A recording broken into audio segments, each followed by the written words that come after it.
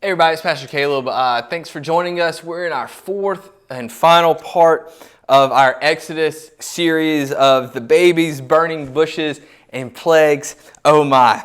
And I know that's cheesy, but Dorothy following the yellow brick road to find her way home is just a reminder of, to me, the ancient Hebrews following God to the promised land. I think this is a story that's exciting. It's a journey filled with danger, miracles, strange moments, and a longing for home, just like Dorothy when she was longing to go back to Kansas. So in our first week, we saw the Israelites suffering under the rule of the Egyptians in slavery.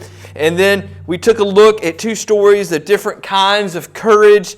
During the second week, we saw Moses' call to leadership at the burning bush. And then last week, we tackled one of the more difficult questions that comes out of the Bible, Pharaoh's heart and the dual role of both Pharaoh and God hardening his heart. And at its core, it's a question of free will versus predestination and God's sovereignty. So these two ideas that seem contradictory to one another, I think that they somehow coexist, they correlate together, and through God's wisdom, they mix well together. So this week we're looking at the final verses of Exodus, the end of chapter 40. But a lot happens between the plagues that we looked at last week and God dwelling in the tabernacle that we see in chapter 40. So when Pharaoh finally broke after the 10th plague and we see the Israelites be freed and they start heading in this mass caravan towards the Red Sea, we see God was leading them as a pillar of cloud by day and fire by night. Meanwhile, Pharaoh has changed his mind. He's mad. He's lost a child in one of these plagues. And Moses has parted the Red Sea, and we see that the Israelites, the Hebrews, have crossed this Red Sea on dry ground. And then Pharaoh, he's sent his best soldiers, and Pharaoh himself is after Moses and the Hebrews, and they come charging into the open, the parted Red Sea, and then it engulfs them and the water crashes down on them and they are destroyed. The Israelites, as you can imagine, they are astonished, they are amazed, they worship and sing songs of praise. Then the days went on. They complained. Listen, the Israelites trip me out. They see all these miraculous signs, and then they start complaining about the water. They complained about the manna, this bread that fell from heaven. God's providing them with resources, and they start complaining about it. They complained about the quail that God gave them to eat. Now, let's think about it. If you've never ate quail, I would encourage you to go eat some. I love eating quail, fried quail, grilled quail, quail stew, quail, casserole. Man, it is top notch. Quail is good. And they complained about it. And after 2 months, they arrived at Mount Sinai. And then we get to Exodus 19, and Moses climbs this mountain to appear before God. The Lord called to him from the mountain and said, "Give these instructions to the family of Jacob. Announce it to the descendants of Israel. You have seen what I did to the Egyptians. You know how I carried you on eagle's wings and brought you to myself. Now, if you will obey me and keep my covenant, you will be my own special treasure from among all the peoples on the earth." The Israelites, the Hebrews, are God's chosen people. So Moses returns from the mountain and called them together, the elders of the people, and told them everything that the Lord had commanded. And all the people responded together, "We will do everything the Lord has commanded." So Moses brought the people's answer back to the Lord. Then the Lord said to Moses, "I will come to you in a thick cloud, Moses, so the people themselves can hear me when I speak to you. Then they will always trust you." And they lived happily ever after, like the end. This is an incredible moment. God is reaffirming the covenant He made with Abraham centuries before, to form a nation, to make them his people, to bless the world through them. Remember, God promised Abraham, Father Abraham had many sons, and I am one of them, and you got the little hand motions and everything of the old Vacation Bible School song. God is never breaks a promise. He's affirming that that's going to happen. In response, the people promise to follow God and do all that he's commanded. Moses brings his answer back up to the mountain of God. God tells Moses to go back down to the people and began preparing for his arrival. And then from chapters 20 through 31, God begins giving Moses the law, systematic instructions about every part of life, from social issues to worship. And we're going to take a few moments and watch a video from the Bible Project about the law, how it's different from what we think of as laws today, how it impacted the Israelites and God's purpose in it. You're most likely familiar with the 10 Commandments in the Bible, stuff we generally take as good advice. Don't murder, don't steal, honor your parents, the list goes on. And those are just the first 10. There are actually a total of 613 commands, all given to ancient Israel, found in the first 5 books of the Bible, which in Hebrew are called the Torah. Now, the word Torah is usually translated in English as the law, because it has all of these laws in it.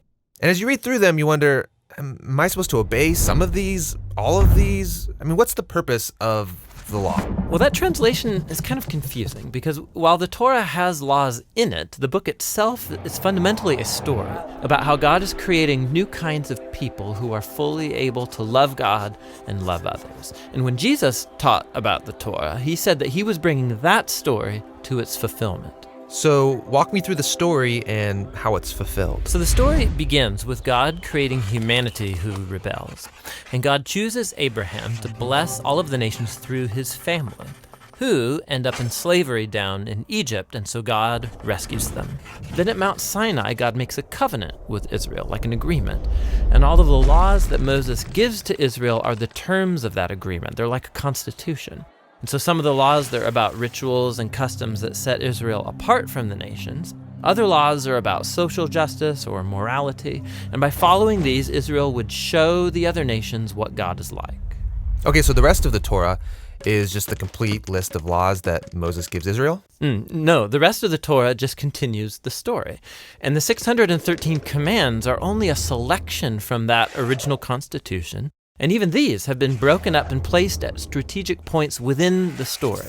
Now pay attention, because you'll see a really clear pattern. Moses gives the first laws to Israel. Yeah, don't worship other gods, don't make idols. And then right after that, there's a story of Israel breaking those very laws. Yeah, they worship the golden calf. And so Moses gives some more laws, and then you get more stories of rebellion. Some more laws, rebellion again, some more laws, more rebellion, and you start to see the point. Right, no matter how many laws, they're just going to continue to rebel.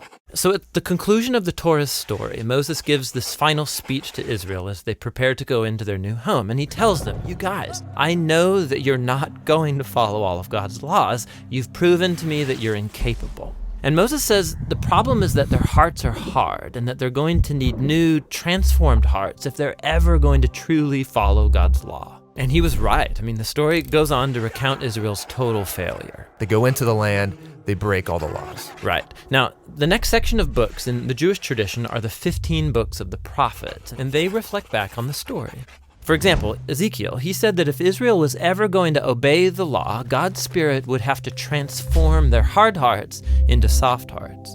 And Jeremiah said that's when obedience to God's commands wouldn't feel like a duty, but they would be written deep in their hearts.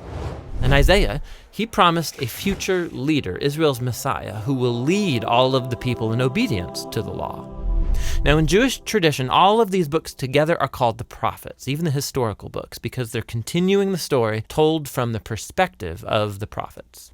Okay, so we have the law and the prophets, and they're telling one connected story about God's desire to bless the whole world through a people, Israel, who it turns out needs a new heart. Yes, and Jesus saw himself as continuing that story.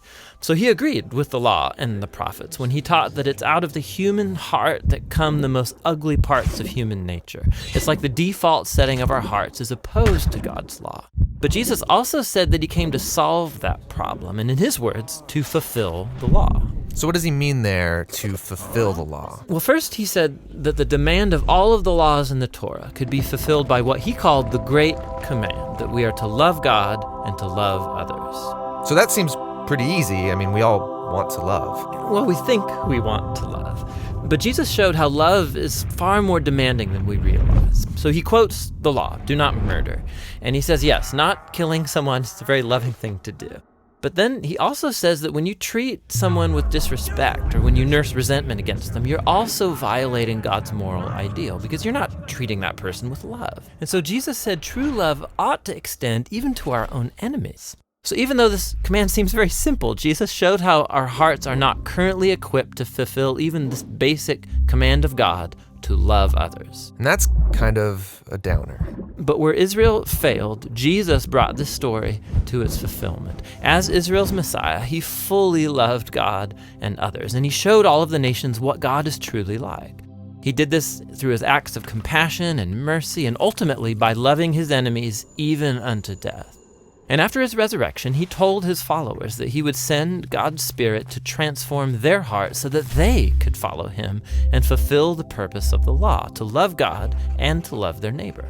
So this fulfills the story of the law and the prophets, or in the words of the Apostle Paul, the one who loves fulfills the law.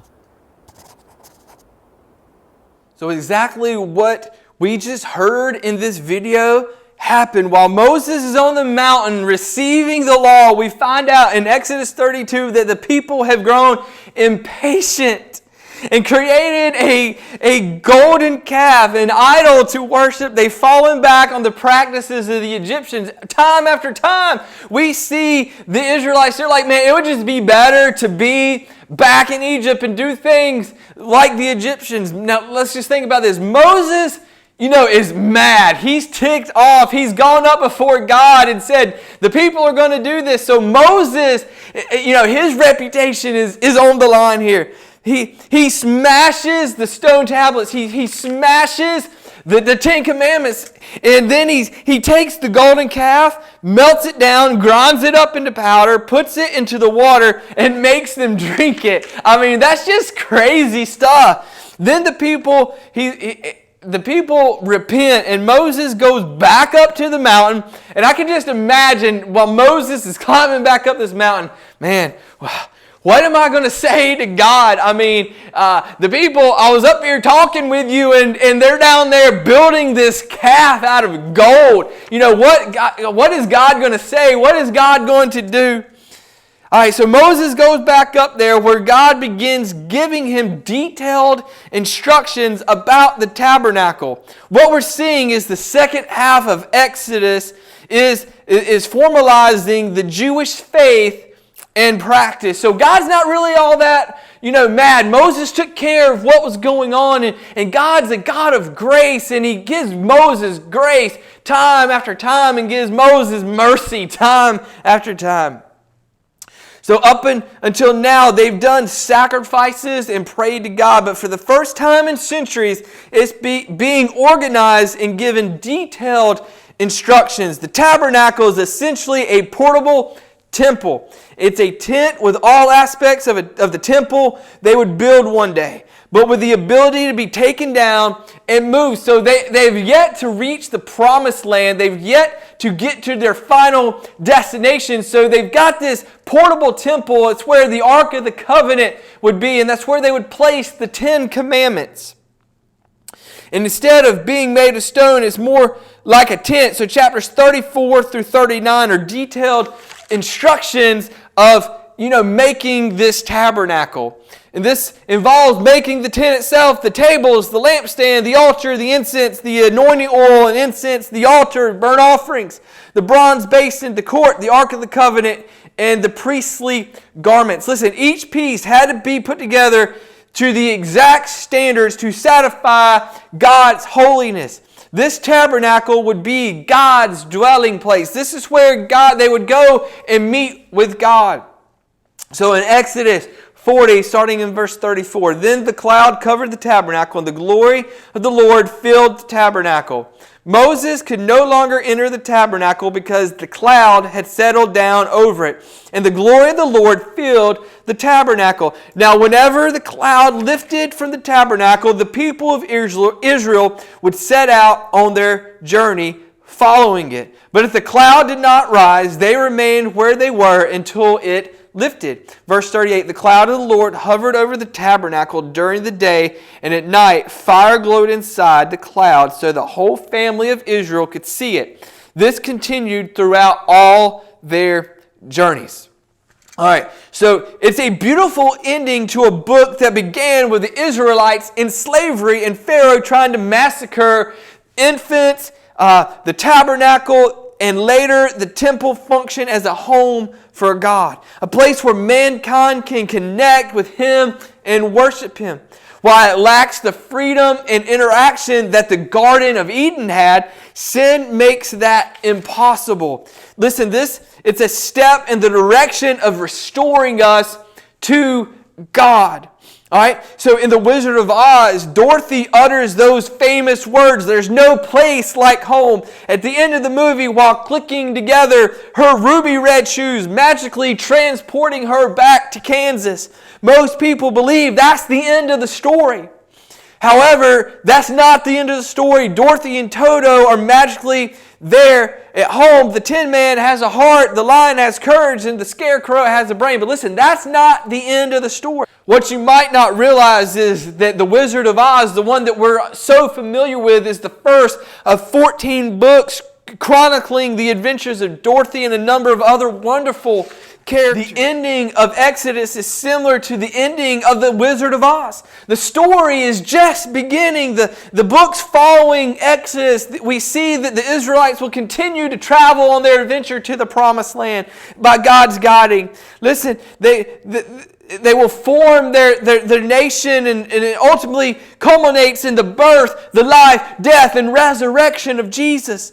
Listen, there are three big takeaways from what we've looked at today in Exodus. The first is God is holy. Chapter after chapter, cover to cover, we see that God is holy. And he's dwelling in this tabernacle. And once he does arrive, did you notice that Moses no longer has access to the tabernacle? Even if he is the chosen leader, God's holiness cannot allow Moses to enter the Holy of Holies. When referring to the holiness of God, listen, the holiness definition takes on a much richer meaning. God's holiness and His defining characteristic, the holiness of God, is a term used in the Bible to describe both His goodness and His power. It's completely unique and utterly all-powerful, radiating out from God like an energy. In fact, God's holiness is so overwhelming that it can actually be dangerous to approach. The second takeaway is God is in control. God is sovereign. Listen, this is one of the overachieving themes of Exodus from the beginning of God. Listen, He's in control of everything that happens. He protects His people. He judges the Egyptians. He leads the Israelites to safety. He provides their food and water. He gives them instructions on how to build the tabernacle so that He can dwell with them and lead them into the future. Listen, nothing is outside of God's power in this book. Not Pharaoh, not the Egyptian gods, not Moses, not the people, not the Red Sea or the wilderness. The third takeaway is that God is with us. The third takeaway is that God is with us. The tabernacle is a way for God to demonstrate in a tangible way His presence and commitment to the Israelites. It's easy sometimes to look at the Old Testament and feel like it's not relevant to us today. After all, this Exodus took place like 3,500 years ago. But listen, this tabernacle and the pillar of fire and smoke, these were hints of what would one day happen with the arrival of Jesus and the fulfillment of God's plan to restore fallen humanity to Himself. Look at these words from Jesus to His disciples describing what would happen after His death and resurrection. In John chapter 14, verses 15 through 17, if you love me, obey my commandments, and I will ask the Father, and he will give you another advocate, one who will never leave you. He is the Holy Spirit who leads into all truth. The world cannot receive him because it isn't looking for him and doesn't recognize him, but you know him because he lives with you now and later will be in you. God is holy, he's in control, and he is with us. Our response to Exodus is to be challenged to commit our lives to God in the same way that the Israelites committed themselves to him. So before we close, I want to ask you a couple questions to consider. The people of the Israelites, listen, they were impatient with God and Moses, so they created a golden calf. What are ways you have been impatient with God? What are some things that you've been like, God, this is not on my timetable. I need it right now. What are some ways that you've been impatient with God? The tabernacle brings God's holy presence into the midst of the people. How does this foreshadow the Gospels? Exodus ends with God leading Israel through their journeys. How is John chapter 14 an even deeper picture of this leading? What are the main things you've learned from our study in Exodus? How can you apply it to your life? What are some things that have stuck out to you? You can apply and be encouraged and grow in your walk. Maybe you've been watching this series in Exodus and questions have popped up and there's things that you might not understand. I would encourage you to ask those questions. You can reach out to me. I would love to chat with you and engage with you in discussing questions that you might have about a relationship with Jesus or just Christianity in general. Maybe you've been watching this series and you're like, Caleb, I just need a relationship with Jesus. And it's as simple as recognizing that you need a Savior, that Jesus lived the life that we should have lived and died the death that we deserved, that He took our place on the cross so that we can be made righteous to a holy God. We just looked at how God is holy. Jesus Christ is the one that makes us holy so we can be brought forth to God the Father. Maybe that's you and you just need a relationship. All you have to do is accept Him, that Jesus took your place, and believe in Him and trust in Him. If that's you, just comment below and we would love to follow up with you and get you resources. If you just need prayer, that you've been struggling with things, we would love to pray with you. Just reach out and we'll pray with you. We're praying for you right now. We hope this series in Exodus has encouraged you, that it's inspired you. We hope you've been able to grow in your walk with the Lord, that you're taking this season right now and using it and utilizing it to grow in your walk with the Lord, to study the Scriptures, to go deeper, to be ready to go out and share the gospel when we can. Listen, there's ways we can do that right now. You can set up a Zoom hangout with your friends. You can post things on your social media. I would encourage you, if you have questions about anything that we've discussed, to reach out. My prayer is that through this series that we can see that God is holy and that He cares about each and every one of us, that He loves you just the way you are, and that you can come to Him and that He will restore your soul, that He will draw you to Himself.